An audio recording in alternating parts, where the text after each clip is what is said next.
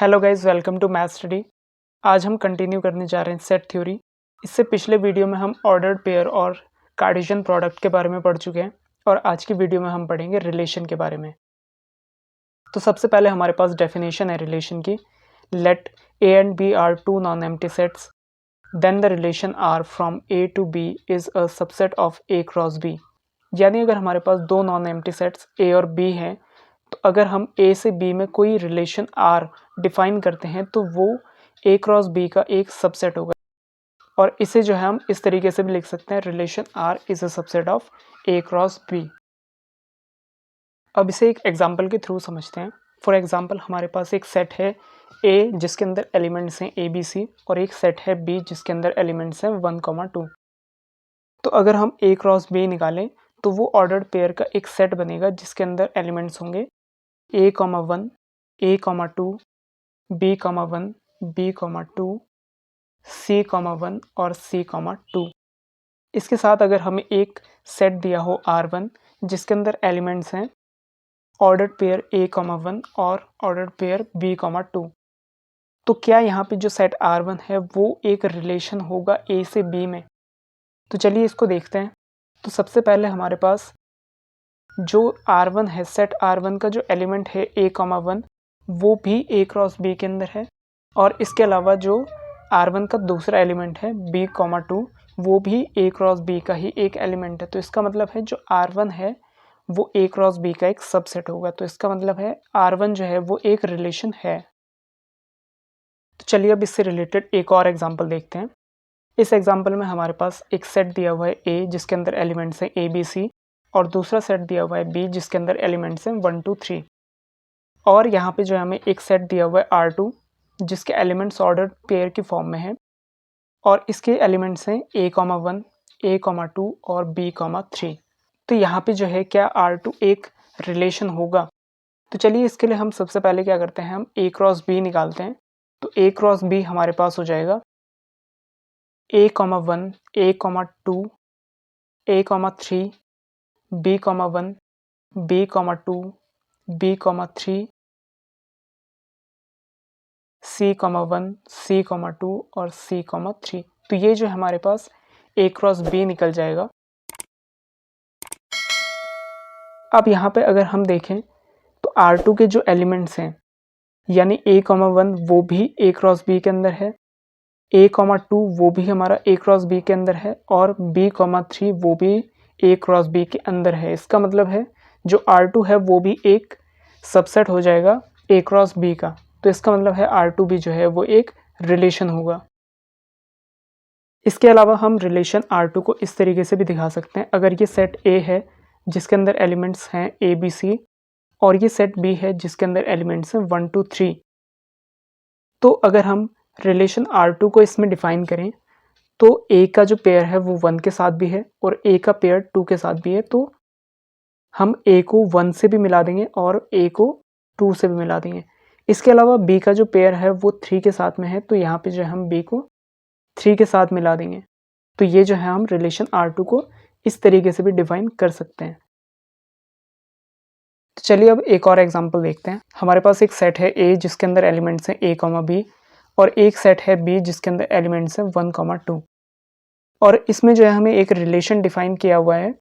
जो रिलेशन है हमारे पास A, 1 और B, 2। तो चलिए अब हमें इसे इस तरीके से भी लिख सकते हैं। अगर ये हमारे पास सेट A है जिसके अंदर एलिमेंट्स हैं A, B, और ये सेट B हो जाएगा हमारे पास, इसके अंदर एलिमेंट्स हैं 1, 2। तो रिलेशन R को अगर हम यहाँ पे डिफाइन करें तो A का जो रिलेशन है वो 1 के साथ में है क्योंकि A का पेयर 1 के साथ में बना हुआ है, और इसके अलावा जो है हम B का पेयर क्योंकि 2 के साथ बना हुआ है तो हम B को 2 से रिलेट करेंगे। तो यहाँ पे जो है हम R को इस तरीके से भी हम डिफाइन कर सकते हैं।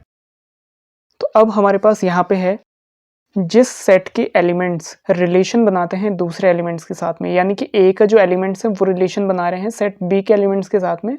तो इसका मतलब जो सेट A है उसे हम बोलेंगे डोमेन, क्योंकि इसके एलिमेंट जो हैं वो रिलेशन बना रहे हैं B के साथ में। और इसके अलावा डोमेन के एलिमेंट्स जिस सेट के एलिमेंट्स के साथ में रिलेशन बनाते हैं उस सेट को हम बोलते हैं कोडोमेन। यानी कि यहाँ पे जो है हमारे पास ए जो है वो डोमेन हो जाएगा और बी जो है वो हमारे पास कोडोमेन हो जाएगा। अब इसके अलावा जो है हमारे पास एक और टर्म होती है जिसे हम बोलते हैं रेंज।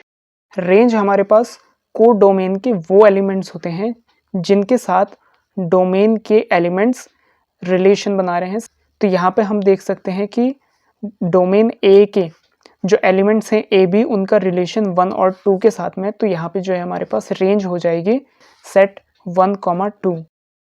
अब इसे जो है एक और एग्जांपल के थ्रू समझते हैं। फॉर एग्जांपल हमारे पास एक सेट है ए जिसके अंदर एलिमेंट्स हैं 1, 2 और 3, और दूसरा सेट है हमारे पास बी जिसके अंदर एलिमेंट्स हैं ए और बी, और इनके बीच जो है एक रिलेशन डिफाइन किया हुआ है जिसके एलिमेंट्स हैं 1, ए, 2, ए और 3, ए।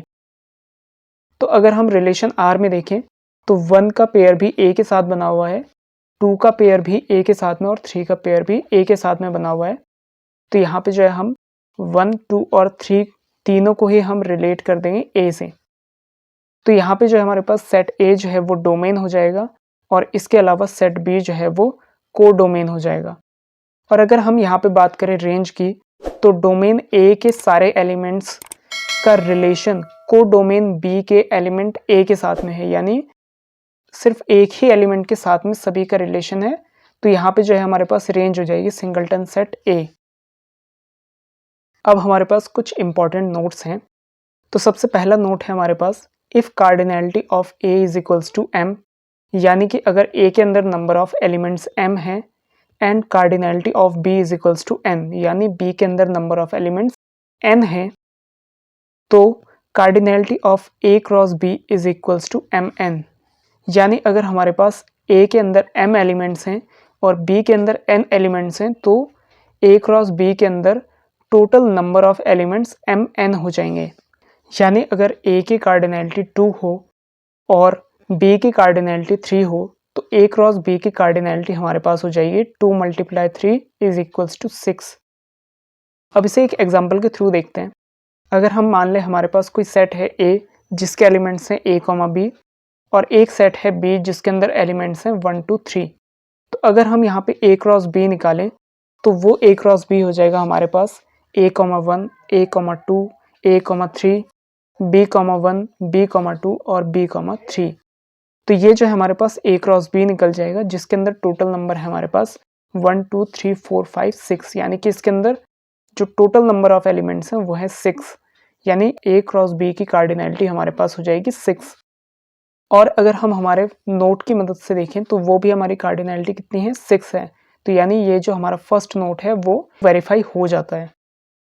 अब सेकंड नोट है हमारे पास, the total number of relations from A to B is equals to 2 mn, जहाँ पे m और n जो है हमारे पास नंबर ऑफ एलिमेंट्स हैं a और b में।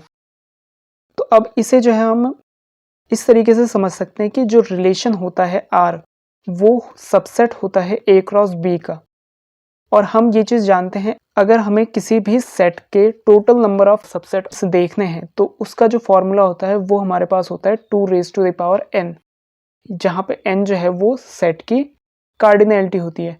तो यहाँ पे हम देख सकते हैं जो a क्रॉस b है उसकी कार्डिनैलिटी mn है। तो इसका मतलब है जो a क्रॉस b के टोटल नंबर ऑफ सबसेट्स होंगे वो क्या होंगे हमारे पास, 2mn। तो यानी कि हमारे पास जो टोटल रिलेशंस हैं वो 2mn ही होंगे।